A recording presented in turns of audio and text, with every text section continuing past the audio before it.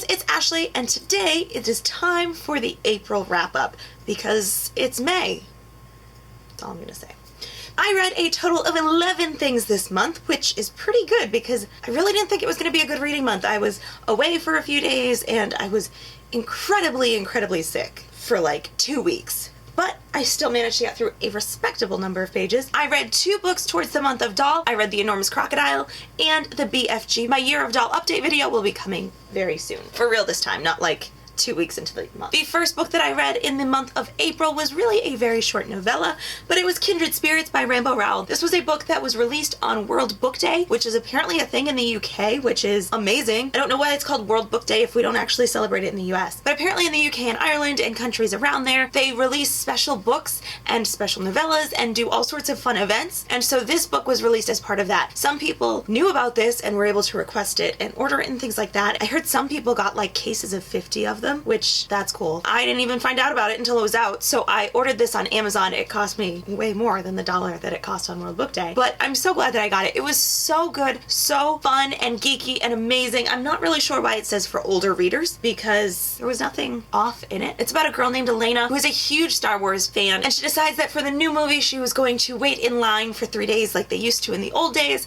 even though, you know, she already has her ticket, but just for the experience of being with the fans. And she gets there and there's only 2 guys in line. And so it's just her and these 2 guys waiting in line for 3 days for the movie. It's just a really sweet story. There's a little hint of romance coming up to it. There's kind of like some self-discovery. Overall, it was way too short for what I wanted. 5 stars on Goodreads, 4.5 in my own notes, just because I wanted so much more. I wanted this to be a full book because I loved Elena and the other characters. It was just so wonderful, so Rainbow Rowell, and just wonderful. Then I read The Alliance by Jolena Petersheim. This I got through Life is Story. Again, you will be seeing a full review on their channel as soon as that happens. I've fallen so ridiculously far behind with reviews, and I apologize to everybody, but I will have a review of this up soon. It is an apocalyptic style novel that takes place in a Mennonite community, which are 2 really cool features because a lot of times we see post-apocalyptic or dystopian, but this starts in the moment a massive worldwide disaster strikes. It's really interesting from that angle, but also to see how it unfolds in this Mennonite community where they are already pretty self-sufficient, but now they're dealing with outside threats and things. My biggest complaint with this book, it did get 5 stars for me, but my biggest complaint is that nowhere on this book, on the back, inside, nowhere, except for the last page, does it say that this is only the first book in a duology. It doesn't say that. And so I'm expecting things to wrap up, and then it just ends on this, like, massive cliffhanger with 0 things tied up. Like, not even a single thing is okay. Everything's left hanging, and that part drove me insane, but it was really good. I loved this book so much.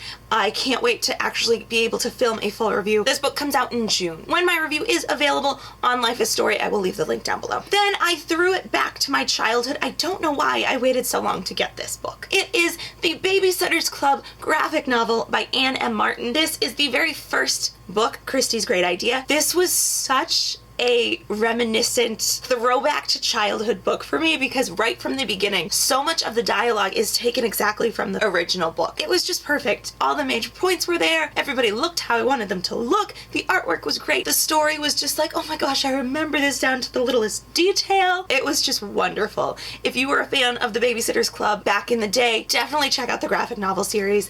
The pictures are just so beautiful. That's kind of a boring 1 color spread, but it's just so well done. It's just great. I'm going to get my hands on the rest of this because they were great. I have not a single bad thing to say about it. Then I read Plots and Pans by Kelly Eileen Hake. This is a Christian Western romance. I love Kelly, and her mom Kathy also writes books, and they both are just really great. They do historical novels, mostly set in the Old West. Actually, I think they're all set in the Old West. Like 99% of them are set in the Old West. So this book follows a girl named Jess who is coming home to her ranch after 7 years of being away at boarding school. Jess is a little bit, shall we say, energetic. She's not the prim and proper lady that all of these schools want her to be. She is a ranch girl through and through. She's always climbing out the window and sneaking off to be with the horses and things like that when she's at school. So now she is kicked out of a school and she decides rather than go stay with her aunt and uncle in London, she's gonna make the journey home all by herself. When she gets there, she finds an aunt that she never knew. She finds her brother, and she also finds finds Tucker, who had just hired on as a hired hand when she left, and now he is co-running the ranch and was even left a portion of the ranch in her father's will. From the very beginning, sparks are flying and they're butting heads because they're both such strong personalities. It's just a really fun romance of Jess always trying to prove herself and Tucker trying to protect her and them trying to find the middle ground, while also Jess is trying to heal because she blames herself for her father's death. It's just a beautiful, beautiful story. I am going to do a full review on this. There were so many little things about this book that I really, really enjoyed. Things that I didn't expect to be in a book like this, dealing with race issues and self-worth and things like that that were just so beautifully done. This book got 4 stars from me. Then I read some comics. I read Figment and Figment 2. These are Disney comics. When I went to Disney, I found a couple of the Figment 2s at one of the stores, and so I picked them up. My brother found me the other ones at his comic store, and then I ordered Figment, the bind up, off of Amazon. Sorry, off of Barnes & Noble. But let me just show you the beautiful cover that's underneath. How gorgeous is that? Just such a pretty sketch. So if you don't know about Figment, let me teach you a thing. I'm just gonna hold up this one because I don't have enough hands. Figment is this purple dragon. He has his own ride at Disney's Epcot, and this is Dreamfinder. Originally, Dreamfinder and Figment were in the ride together. I don't know how many years ago, but they switched it, and so it was just Figment. Dreamfinder kind of just disappeared, which is very sad. But they have this comic series that came out a couple years ago because people just love Figment and Dreamfinder, including myself. I didn't really know much about Dreamfinder because in my life of going to Disney, only Figment has been there. So these 2 series of comics are put out by Marvel through Disney because, you know, they're all one now. This first one, Figment, tells the story of how Figment came into existence, how the Dreamfinder became the Dreamfinder. It was just really fun to find out all of that. It was kind of like an origin story. I really enjoyed it. I do wish we could have gotten a little more. At one point, they go into this different world, and it sounded really interesting, so I wish we could have gotten a little bit more in that world because it was just kind of really quick, like, oh, this part of the world is based on sound, and this part of the world is based on color, and then we were out of it. So it sounded so cool. I would have really liked to get more of that. And then in Figment 2, the follow-up series, first off, how great is this alternate cover? I wish they really had the action figure. That'd be great. So Figment 2 picks up right where Figment left off, which, spoiler alert, they go through a time portal, and so they're now about 80 years in the future, and things are very different. And this one deals a lot with fear, which I thought was so cool. Basically, the bad guy was fear, and it dealt a lot with fear in the creative process, and it was just really really good. I don't know what else to say about these 2 series, but if you're a Figment fan, definitely check them out. Even if you're not a Figment fan, I think you might enjoy them. They're just really fun. Figment 2 got a little darker than I expected just because the bad guy is fear. Like, that's what they're facing. And the artwork is great, of course, because it's Marvel and Disney. How can you not like that purple dragon? Seriously. Then, while I was sick, I read The Life-Changing Magic of Tidying Up by Marie Kondo. I borrowed this from the library because I'd been hearing about it all over the place. It's all about how to tidy your house and how if you tidy the right way, it's a one-time process and then you're just putting things back where they go. I have a quite messy house, especially my bedroom, and the process is she has a list that you go in order. So it starts with like clothes and it gets down to like photos and mementos. You're supposed to take all of those things out. So you take all of your clothes, you put them in a big pile, and then you pick one out at a time, you hold it, and you say, does this bring me joy? If the answer is yes, then you keep it. If the answer is no, then you get rid of it. And you do that for all of your possessions. There were some good things in the book that I got out of it. Folding clothes. I do like that method with clothes. I think it works fairly well. So there were some good points to it, but there were a lot of things that I just personally didn't connect with. The whole talking to your items, thanking them for their service before you throw them out, and talking to your clothes when you put them on, emptying your purse at the end of every day and then repacking it the next morning, carrying your dishes and your sponges outside to dry in the sunshine. All of that was just like too much. It's not happening. You're lucky if I actually fold my clothes. Never mind, hang my sponge outside to dry in the sun. The other place she really lost me was when she started talking about books, because hello. But basically the same thing applies. You take all of your books and pile them in the middle of the floor, which would be a project in and of itself, and then you take each book and say, does this book bring me joy? If the answer is yes, then you put it in a pile. If the answer is no, then you get rid of it, and then you start sorting. Now, all of my books bring me joy. If it doesn't bring me joy, I pretty much get rid of it right away. And then the other thing she said was that you put your books behind closed doors. She recommended keeping them in the closet or in a cabinet with doors, because seeing the books and all the words on the spines puts a lot of words into the room, which puts a lot of words in your mind and makes it feel chaotic and crazy, which is not the case for my books. I highly like my books. They bring me joy just to see them sitting on my shelves, which I know a lot of you feel the same way. So heck no, I'm not putting them behind doors. stars? That's crazy talk. So I gave the book 3.5 stars. I think I got 3 on Goodreads. There were some good things, and then there were some just things that I found to be crazy, and I'm not going to do in my actual life. So last week I finished my class at Bible College, and so I had finished reading Acts, The Wind of the Spirit by Stanley M. Horton. This is a commentary on the book of Acts. It was very well done. It is from an Assemblies of God perspective. Not that that really impacts a commentary all that much, but it does in a few things. It was definitely a bit hard to read. Commentaries tend to be.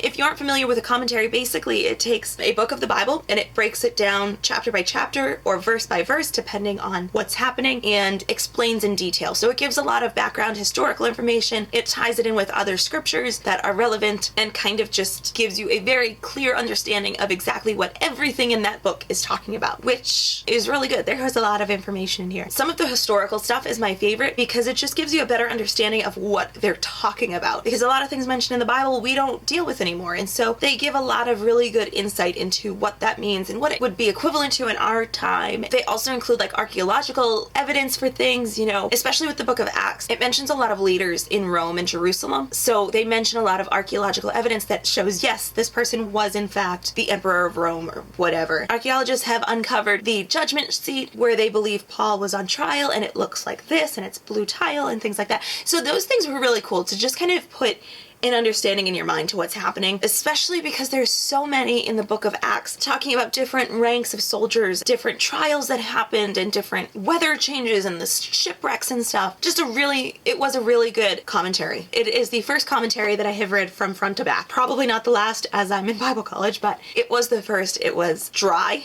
at times, as you might imagine, but there was a lot of good information. And finally, I read The Mark of Athena by Rick Riordan. This is the 3rd book in the Heroes of Olympus series, so I am not going to go into much detail, but I will say that I really loved it. And this book helps me love Annabeth even more than I already do. It moved her up from a character I really like to one of my favorite female characters. She is just so kick-ass in this book. She is amazing. She's so smart and so brave and so resilient and just fan-frickin' awesome. That wasn't a real word. I just made it up. But I stand by it because Annabeth is amazing. She's so awesome in this book. My complaints about this book was that there were certain characters we didn't get to hear from. We didn't have a perspective from Frank, we didn't have a perspective from Hazel, and we didn't have a perspective from Jason. And I really would have liked to have all of them together because I'd really like to know their thoughts, especially Frank, because Frank played a big role in several parts, and so did Hazel, even Jason. I mean, they all played big roles in the book, so I would have really liked to hear their side of things. But I understand, like, that's a lot of characters to juggle. I don't know how Rick Riordan does it because it's a lot of characters. I can barely keep them straight reading, never mind writing them all and trying to make them all make sense. That's insane. But I did start the 4th book and I did flip through just to see who we have, and we get perspectives from everybody, so I'm quite excited about that. But I'm loving this series so much. I don't know why I put it down in the first place. So there you have it, the 11 things that I read in the month of April. Let me know your thoughts on these books, or let me know what your favorite book of the month was. I would love to hear from you. Thank you so much for watching. I hope you have a wonderful week, and I will see you soon. Bye. I forgot to tell you guys that I'm going to be EA and BookCon next week. Happy dance! If you're going, let me know down below and we can try and meet up. I would love to meet you guys in real life. So that's it. Thank you so much for watching.